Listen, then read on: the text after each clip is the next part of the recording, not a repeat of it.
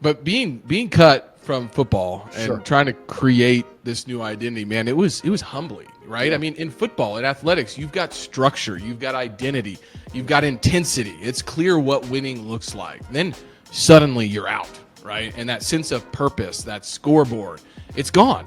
And so, I went through shame, frustration, and honestly, an identity loss, but I chose to respond the only way that I knew how, which was rebuilding. One discipline at a time. I can control what I eat. I can control how much physical activity I put out. I stopped chasing a title, and I started to try to become the kind of man that I could be proud of off of the field, right? And I mean, Good for you. I love sports because it teaches you how to compete, but more importantly, it teaches you how to lose and how to show up every day, even when you don't feel like it, right? And to me, like, real estate's no different. It's about consistency, pressure, and learning to play through pain, emotionally, financially, and mentally. In brokerage and in entrepreneurship, just like in athletics, I mean, the reps that you put in when no one's watching are the ones that count the most, and that's what it taught me.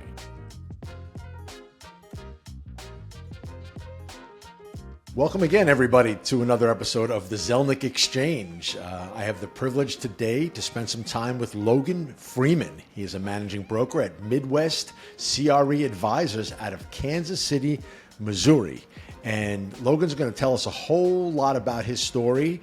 I got his bio. His bio is my cheat sheet, but what he did as a favor to me, not really for me, I got a long version and I got a short version. So I'm going to read the short version because I want him to tell me the long version part. Yeah.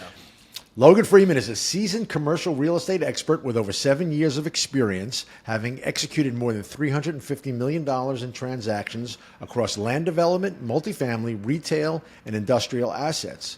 Known as a LinkedIn top voice, and I want to hear more about that, with over 30,000 followers, Logan is a thought leader at the forefront of integrating AI into commercial real estate. He leverages a proprietary data set and insights from the 18.6-year real estate cycle to help clients, quote, remember the future and stay ahead of market trends. Logan is passionate about creating value, driving innovation, and shaping the future of commercial real estate. And before I really welcome him in, he has a great tagline that I love. I don't just list CRE, I launch it. Yes. So Logan, let's launch into a discussion. How are you? Man, I'm energized, thriving, and focused. Just so excited to be here. Been following you for a long time and love hanging out with folks who've been in the industry for a long time, been successful, and are willing to share and interview folks. So I'm just pumped up to be here. I'm just very excited. Yeah, good. I'm so glad too, and thank you for reaching out. It's fun. It's fun to see. We're certainly from different generations, but we both sort of dig in and do what we do, and it's fun that when I get to speak to people around the country. And really just hear their story, and you have a fabulous story. So take us from the beginning. How did commercial real estate start for you?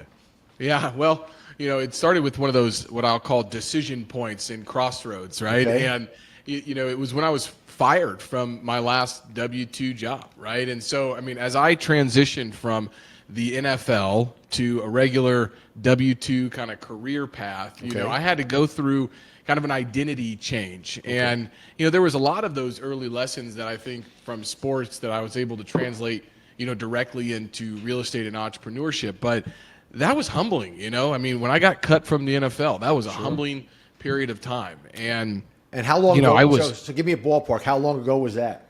That was about 10, 11 years ago. Okay. Who cut you? Who cut you?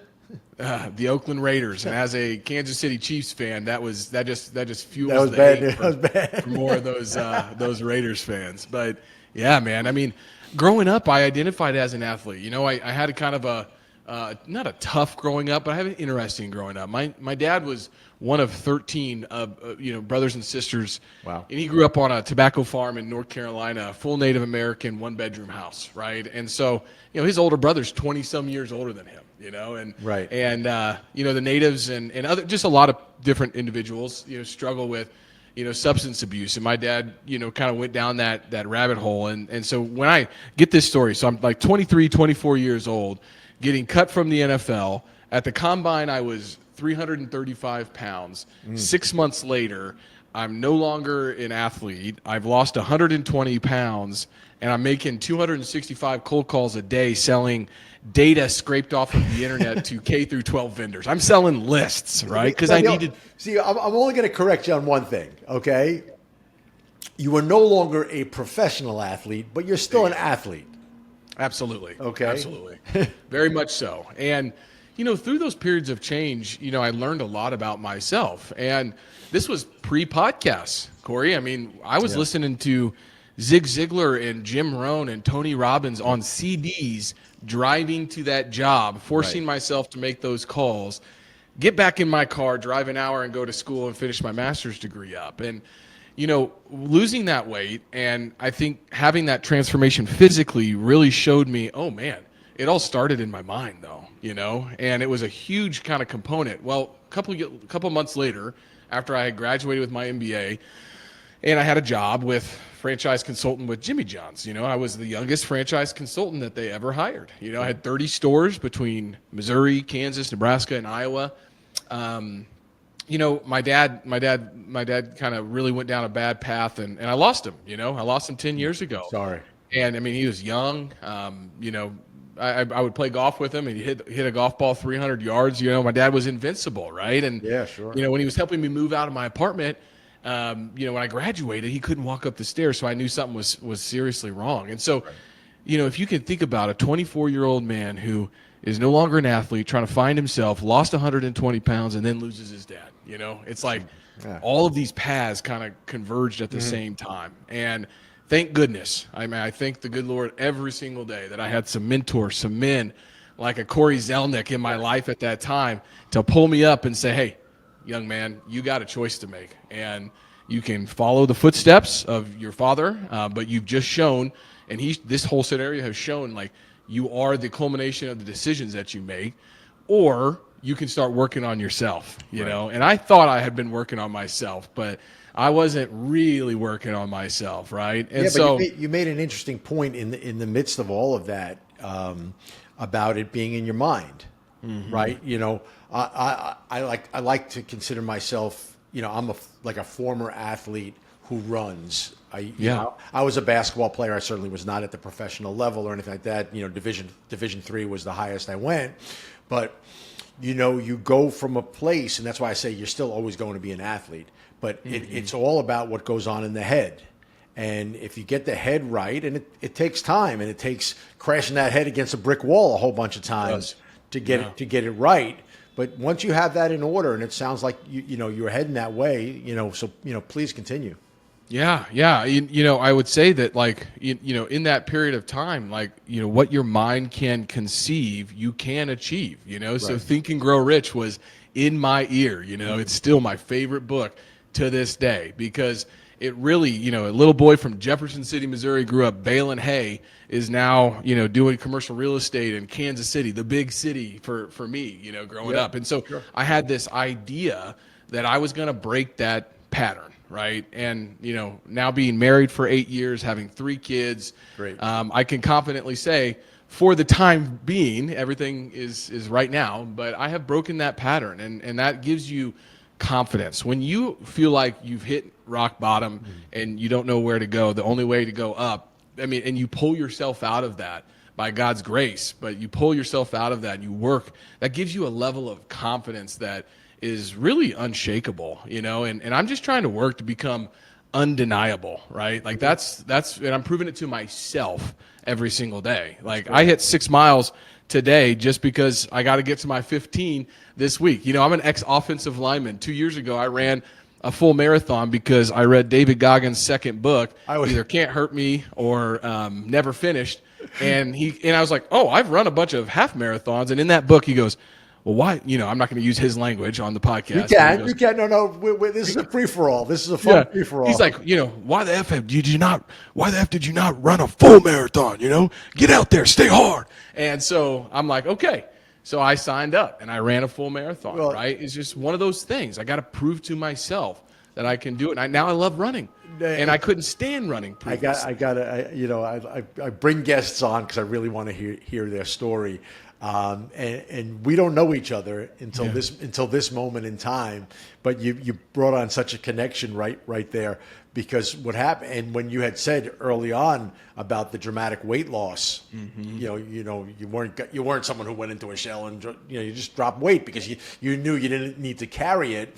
The first thing that went into my brain was Goggins, because when COVID hit, and the world stopped, because it just did for that moment in time, someone had me read, and they told me to read Living with a Seal. Yeah. And I would not describe myself as a voracious reader, but I'm a good listener. So I put it in, and I fell in love with it, and then I fell in love with Goggins. And I drive my guys crazy about it, and but I had like I said, I played basketball all the while, and then started leaning into the running more, because the basketball at my stage is very hard. Unless I'm playing 3 times a week, you just can't play it once a week anymore. Yeah, it's tough. And that's what it's like. So I ran, and so in the first year, somewhere within that first year of COVID, I decided I was going to do the 4x4x48, and I did it. And I wound up raising money for ALS. A friend of mine's dad had ALS. So I ran the 4x4x48. My wife wanted to fucking kill me. Yeah, okay? Mine too. Yeah, my only non-negotiable with her was that at 1 a.m., because that was how it timed out. At 1 a.m., she did not want me in Central Park. Mm-hmm. That was the only even though it's lit. And so there were 2 1 a.m. runs I did on a treadmill, just to keep consistent. But that was so I did that. And then my next thing after that became, how do I do my first marathon? Mm-hmm. And that took me to my first marathon, which I did in 22. So I did my very first marathon at 58 years old. And so, so it's pretty wild. So absolutely. I mean, but being cut from football and trying to create this new identity, man, it was humbling, right? Yeah. I mean, in football, in athletics, you've got structure, you've got identity, you've got intensity. It's clear what winning looks like. Then suddenly you're out, right? And that sense of purpose, that scoreboard, it's gone. And so, I went through shame, frustration, and honestly, an identity loss, but I chose to respond the only way that I knew how, which was rebuilding, one discipline at a time. Good. I can control what I eat. I can control how much physical activity I put out. I stopped chasing a title, and I started to try to become the kind of man that I could be proud of off of the field, right? And I mean, good for you. I love sports because it teaches you how to compete, but more importantly, it teaches you how to lose and how to show up every day, even when you don't feel like it, right? And to me, like, real estate's no different. It's about consistency, pressure, and learning to play through pain, emotionally, financially, and mentally. In brokerage and in entrepreneurship, just like in athletics, I mean, the reps that you put in when no one's watching are the ones that count the most, and that's what it taught me. Absolutely. And it's obvious. The disciplines are the same. They're really identical. Yeah. Right. It's not bench pressing 225 for 20 reps. Yep. Right. It's making 225 phone calls. That's exactly right. And you could connect every single one of those dots, like boom and boom and boom and boom. And I always talk, I come across people either naturally or unnaturally where sports come as part of the conversation. Mm-hmm. And I always allude to Coach Krzyzewski. He has a lot of very well-known quotes, but there's one that I lean on all the time. Very simple. Next play. Yep. That's it. Next play mentality. That's exactly right. Right? You come 100%. Down, you miss a shot, next play, get back on D. Same thing all the time, because that's what it is, right? You just to use the number 225 again, you make 225 phone calls. Mm-hmm. Firstly, you'll be lucky if you get through to somebody, maybe 10 of them. Yeah. And then the rest you're going to leave messages, and so you got to do it again. Next play, boom and boom and boom. And so it's such a mirror image, sports to our business. It is. If that's the right word, because obviously the mirror gives you the reverse reflection, but it's really identical to it. Yeah, and I'll just say at the combine, I benched 225 29 times. So I want to just put that on the record. Right? You got me. What I say, 25 was my guess. Yeah. But back then, resilience was pushing through a tough practice, or it was playing hurt. Sure. Today, it's much deeper, right? It's the ability to show up for my family, my team, and myself without compromise. It's emotional resiliency. It's that clarity under pressure. And it's holding the line when deals fall apart or people disappoint you. And it's about integrity and self-mastery. And that's what I love about this industry and entrepreneurship and brokerage and development is like, man, there's so many things that can go wrong. And they do. And you have to decide how you're going to show up for that next play. And golf has kind of taught me this as well. Is like, man, going from a football player to trying to hit a little white ball around the golf course, like you got to have that next shot mentality, right? Oh, yeah. Let that last one go, move on to the next one. Because if you don't, then it's going to hold you hostage for the rest of that round. And that's the same thing in business. Right. You get yelled at on the phone. They say no. How are you going to show up for the next one? Are you going to smile and dial? Or are you going to say, man, I don't know if I could pick up that phone again, right? It's non-negotiable for me. Yeah, absolutely. We're relationship people. We're problem solvers, and we're grinders, and that's the nature of what we do, and quite frankly, that's the fun of it all. That's right. The fun of it all, because it's like I tell my guys, we're never going to sign a lease for the landlord, and we're never going to sign a lease for the tenant. We got to keep things moving. We got to keep hustling. We got to keep solving problems, and just keep the momentum going on a forward basis. And that's deal by deal, and that's prospecting by prospecting. Every single one of those calls is continued forward momentum. Because we got a call the other day, and we represent a company called Panda Express, and we do a lot of it. We do their business here locally. We've been doing it for years. And for the umpteenth time over the course, I'm doing their work for almost 19 years. And so for the umpteenth time in that period, they're changing course. They're still doing New York stores, but the 8 LOIs we had out for the next quarter all got squashed. Yeah. And so I get it. I still hate it. Yeah, I'm easily into next play, and that comes with experience. But the young kid I have on that account is a killer. I got to talk him off the ledge for the next month. That's exactly right. So, but that's part of what we do. I'm a big proponent of Tim Grover. He coached Kobe Bryant, Michael Jordan, Charles Barkley, and he talks about in his book controlling the controllables so that you can manage the uncontrollables, right? And I think that is extremely well put, and it's important in the business as well. Let's control what we can, and so we can manage the things that we can't. But there's a lot of things that people think they don't have control over, which they actually do. Right. And I have found that line is a lot more blurry than people think. I had a deal last week die 4 times, right? And I was like, man, this thing's done.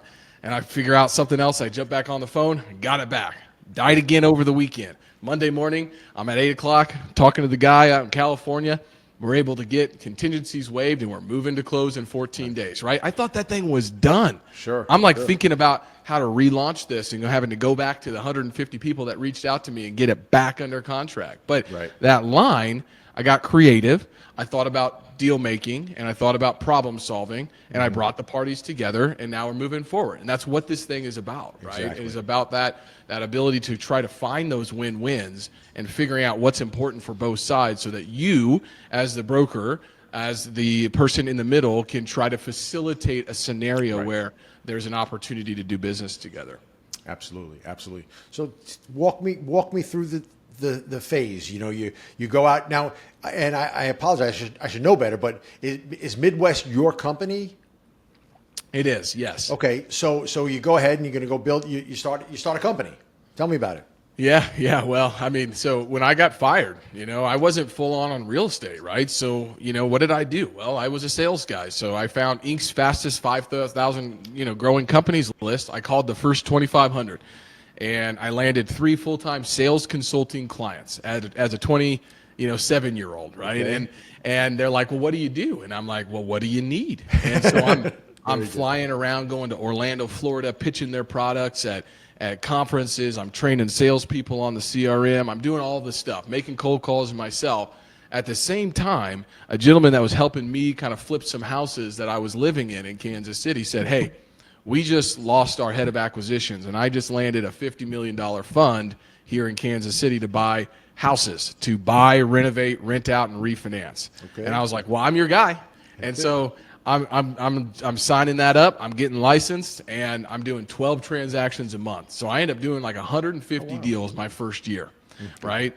And it was wild, right? Because I'm sitting there not knowing exactly what I'm doing, but I'm hustling, and I've still got these sales consulting clients. And 6 months in, my wife kind of looks at me and she goes, hey, I'm really impressed with what you have been able to do, but all you do is bitch and complain about this consulting, and all you do is talk about real estate. So that's the moment that I knew that I needed to just go all in on real estate. So I did, yeah. But you were on the real estate side of those homes and everything. You were effectively the principal, right? You're acquiring these properties, you're renovating them, then you're selling them. You're the principal. Yeah, so I was just simply a vendor on this. So right. But I had to act like one because we were finding the deals, we were renovating them, we were renting them out, we were managing them, we were doing all of it, right? And so we had to keep that client happy. And I'm happy to say that they still own a lot of those properties today, 7, 8, 9 years later. And we were the 6th group in the country to go through a CoreVest portfolio refinance on 265 homes. Nice. And it was a very successful deal. So I just took what they had built in a model for single family homes and said, how do we do that on commercial and multifamily? And so that's kind of what I started doing next, was starting to broker 1031 exchanges, multifamily, commercial properties, and kind of got myself positioned in the marketplace to start really being a buyer's rep for guys and gals that weren't here in Kansas City. I go hunt and find deals, put them together, and built a successful business off of that. Nice. So it's very exciting. And you talk about, I know the bio, we talk about it in the bio, you seem to be in all classes, a little industrial, a little retail, multifamily. Yes. Normally someone will say, hey, maybe not the best way to go. That's right. Have a focus. So you're doing multiple things. Tell me about that. Yeah. So, I actually coach about 18 brokers across the country on how to utilize AI, digital marketing to build their businesses. And this is a big question that I get. And I always tell people, you need to start by finding your lucrative niche. And so we go through a data dump of understanding, hey, if you're interested in flexed industrial, let's go figure out for the last 2 years, how many deals sold in your submarket, what was the volume, and then how many active brokers did those projects, right? And depending on your geographic location, like in Kansas City, I could niche down to one of those things, right? But maybe in a smaller market, you got to be more of a generalist. So we try to start with that data in regards to finding that lucrative niche. What I have kind of blossomed into is more of a top of the funnel lead generation type of guy. And I have 5 niche brokers on my team, and each one of them does a very specific asset class. So I kind of have a structure where I'm out, I have relationships with property owners, I win business, and I bring it in, and then I bring the right team member, whether that be an office deal, an industrial deal, a lease deal, an owner-occupied deal, an investment sale, land, whatever it is, I'll bring the right team member along the way. So I'm kind of in a unique position, right, in that regard. But Kansas City is a very spread out city. From a square mileage standpoint, we're about the same size as Manhattan. So we're a big city, right? But like it is spread out. And so if you were to say, hey, I'm going to focus on north of the river, you could do that. I'm going to focus on Johnson County, Kansas. You could do that. But for me, with my relationships, I'm kind of this creative deal solver. I get the call that's like, hey, I got a 30% completed boutique hotel development out in western Kansas. Do you think you could sell that for me? Or, hey, I've got a failed subdivision out in Independence, Missouri. Do you think you could help me with that project? I try to find blue ocean strategies, meaning I'm not going to go compete with CBRE and JLL and MMG on doing 200-unit multifamily properties. They do that better, and that's what they should focus on, and they've niched and they've owned that. I'm kind of that group that comes in and says, hey, I need to move fast, or I need to do something off market, or I have some creative opportunity where I might be able to be an investor in the project to get it to the point where it can be sellable, right? And so more on that creative side, and that's been a great little niche for us. But if I was to say to a broker that's getting started, the number one piece of advice I always have is go find and be around somebody who's doing exactly what you want to do, right? That's so important. You're going to figure out what your niche is inside of that. But being in the industry for 7-8 years now, I'm able to kind of play it at a little bit of a higher level, use my team strategically, and be able to serve our clients. I turn projects away all of the time. Get a call yesterday. Hey, I've got a retail shopping center. I've got about 10,000 square feet. It's all office. That's not me. I cannot help you with that. Okay. I'm not a landlord rep on retail shopping centers that have office inside of them, but I can refer you to 3 people that I think might be helpful, right? So, yeah. And your guys, your team of 4 or 5, in the various asset classes, they're out there doing their own business day to day, or trying to drum up their own business day to day. You're out there, look, for lack of a better term, you're in the rainmaker role. That's right. Right, and you bring it in, and then you bring on the right thing. The same way I'm trying to make some comparison where I bring somebody in, I have a potential assignment in a certain particular market, and one of my guys, he knows the Upper East Side a little bit better than the other guys, so I want to bring him in and work that account. I get that. That's fabulous. And you briefly said it in the midst, was going to be one of my questions. You invest in these things. Do you? Yes. And you invest. You said invest and sell, but do you invest and keep?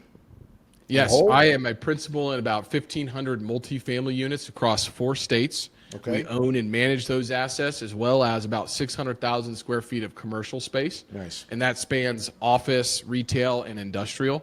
Okay. And my new passion is this flex industrial, small bay industrial product that is underserved in our market. So we are working on multiple projects, doing the land development, getting them to the point where they can be developed, then making a decision with the landowner to figure out, should we push forward on the development side, or should we go ahead and sell those, as well as building attainable, what I'll call attainable urban infill projects around Kansas City. Those are kind of my 2 passions right now. Give me a bumper sticker definition of flex industrial space. Yeah. So you think about this idea of contractor garages, right? It's 1,000 square foot. You got 14 foot high garage door, a man door, but very, very, slim pickings in regards to no office space, not even a bathroom. We have a lot of residential development going on. And so we're plopping these things down around places that new homes are being developed. D.R. Horton is back in Kansas City.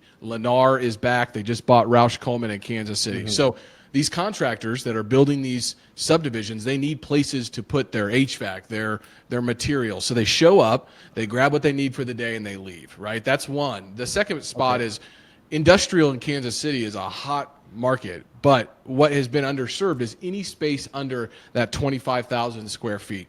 So we're trying to serve that with these industrial parks that have, configurations of about 1,500 square foot. They got glass on the front, a little bit nicer than the contractor garages. Okay. You have an office as well as a little bit of retail frontage, and you have a bathroom in those suites. And if you need more than 1,500 square feet, we'll just push you into 3 or 4 of those spaces, right? And so that's kind of the 2 different components on the flex industrial, the small bay industrial that we're serving right now. So part of my naivete as just a city slicker, right? You find some land. Yep. And you basically are these, sort of the garages are like these pre-built, prefab. You drop them, and then you put the word out that you have them, and they're available to whomever. We've got a whole smart leasing strategy that goes out and tests the demand of the market first. We're looking at business licenses. We're looking at new homes being developed. We're looking at traffic counts, trying to understand where we should put these. And then we go out and we actually pre-lease these buildings up. So we'll go through the engineering side. We'll get a preliminary plat approved from the city. The moment we have that, it's up on Crexi, LoopNet, LinkedIn, all of the places, so that we're going and grabbing build-to-suit opportunities, as well as trying to figure out from folks that are interested in that space, what's important. Do you need climate control? Do you need parking? We do a lot of industrial outdoor storage here in Kansas City. So do you need to park your trucks overnight? Do you need security? So each one kind of looks a little bit different. But what I would say is, we try to get that out to the market and get feedback before we start building. And so each one's a little bit different on that side because of the land, but we typically only need, 5 acres to do that. I knew you were going to say something like, "Oh, only 5 acres." Yeah. I mean, well, right. you gotta remember, we're in Kansas City. There's land everywhere. I remember the best I got for you with Kansas City is I remember years ago when I would ski with my friends or something, and we had to stop a layover like in Kansas City at the airport, and I looked out and I saw nothing.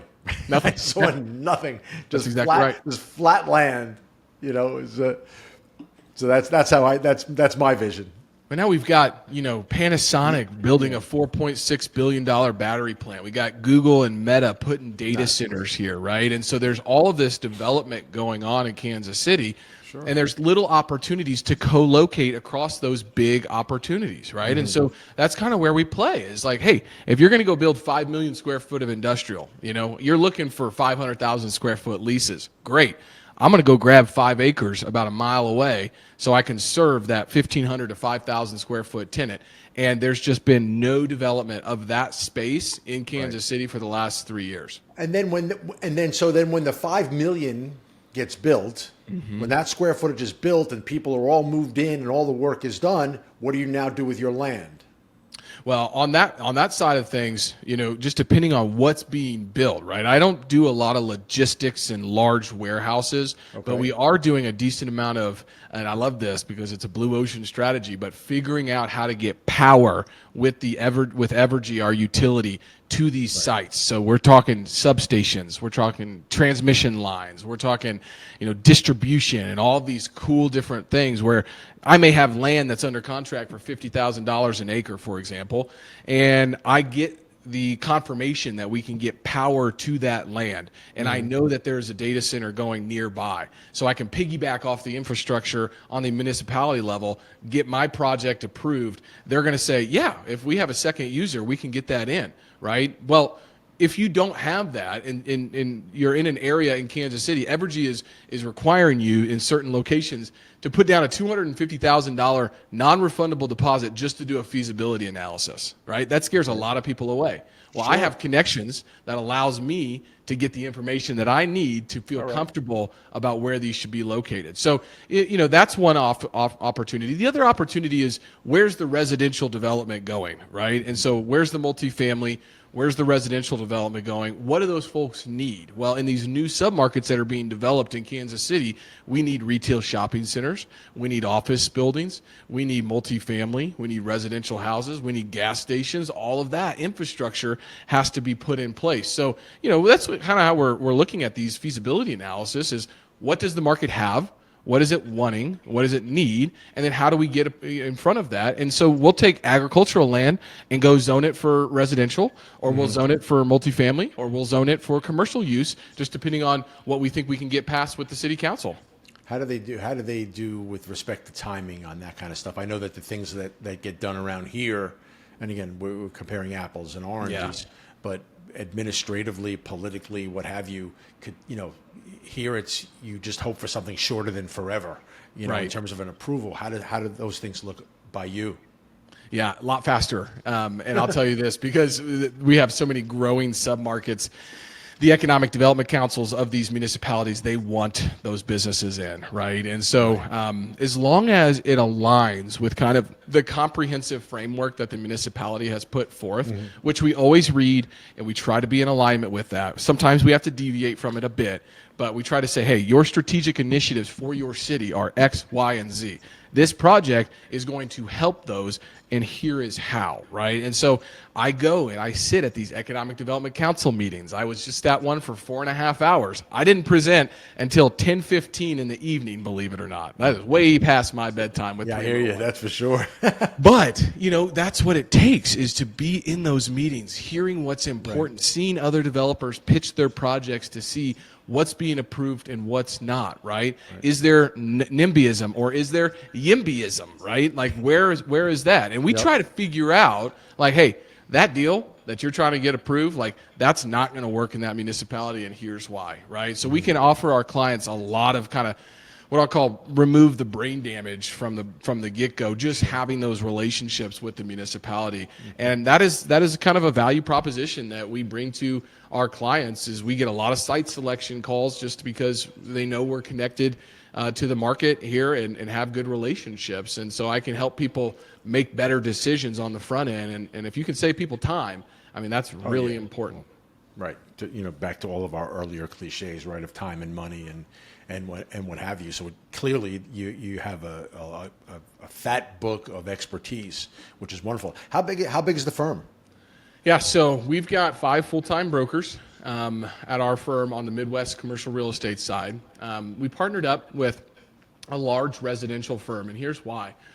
I believe if you know where the rooftops are going, you can maybe predict where commerce is flowing. And so for me, being able to work with a large residential firm that knows where the new home subdivisions are going, I can strategically figure out where the land that might be more accessible for commercial and multifamily development could be, right? And so that helps a lot. And they're a large firm. They've got over 220 agents, and they focus on new home subdivisions. So now having that insight, which you can't find on the internet, I can only find it by going down the hallway and talking to the folks doing those deals. Right. I'm able to work with my clients to say, hey, I know you want to look at, Lenexa, Kansas and Johnson County, but, Spring Hill actually might be a really good opportunity, and here's why, right? Because that insider information is what people are looking for. And if I've got my ear to the ground and I see where these deals are getting proposed,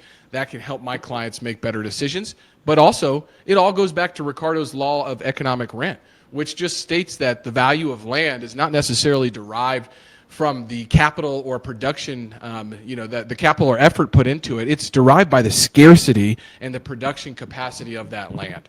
And so, a prime example of this would be we owned a multifamily property, and the streetcar, our streetcar was being developed from Crown Center all the way to the plaza. Well, one of the stops was right out front of our multifamily property, and we were the beneficiary of Ricardo's law of economic rent because we didn't have any parking. But now I can attract people who are willing to live there because they can jump on the streetcar and go north or south with free transit, right? So that's just what we're trying to do here in Kansas City, and we believe that this city is poised for immense growth in the future. And it sounds like it. Yeah, and as long as you know where these pockets are and you have the relationships, you can really help people make better decisions. Well. Side note: any retail opportunities come along, please keep it in mind. Keep me in mind, because we love doing that kind of stuff. Absolutely. Certainly not. I'm not. I haven't gone that far, but I've invested in. Have interests in properties that are not necessarily New York City based, because I just love retail. It's sort of what my career has been born and raised about. And I always tell people, you could tell me about something retail in Kansas City, Missouri, and Boise, Idaho, and I get that OM, and I'll know in about 5 seconds whether it's good, bad, or indifferent, and then certainly know how to approach it with the right questions if I thought it was good. Absolutely. And so I always love that stuff. So keep just back of your mind, a little notation for the, if you ever want to talk to the locals, the guy from the small town in New York City about some opportunities. All right. I'm making a note right now. Little plug. It's a great, you're a fabulous story. You're a fabulous story. You're obviously a fun follow. Just tell me about this LinkedIn top voice thing. Yes. Well, 9 years ago, I said, hey, I think LinkedIn is poised for a lot of growth. And I know on social media, it's hard to break in and it's hard to stay consistent. Well, one of my buddies, Yona Weiss came out with this 10-day challenge, right? The cost seg king of LinkedIn. Well, everybody knows him, and you probably know him, Cory, right? Like, I mean, we've everybody connected knows online. We've connected. Yeah. Yep. Well, he started a 10-day challenge one time, and I was like, well, I'll try to post for 10 days in a row. And then when the 10 days got up, I was just kind of like, why would I stop? And I just never did. And so, now it's been 7, 8, 9 years that I've continued to post consistently on LinkedIn and built a following and a brand. So now my newsletter is on LinkedIn. My podcast is on LinkedIn. And for some reason, a couple years ago, they said, hey, we're going to invite you to this, 0.001% of people on LinkedIn get this LinkedIn top voice. And I was like, great, that's fantastic, and what does that mean? He said, hey, you don't have to do anything different. Just keep adding value and keep posting consistently. I said, well, that's easy for me to do. And now I'm sitting there and I'm able to go to a property owner and say, hey, what makes us different is we have a process called the Spotlight Strategy. Right? I'm not just listing commercial real estate. I'm launching it. I'm thinking about your real estate like the new iPhone.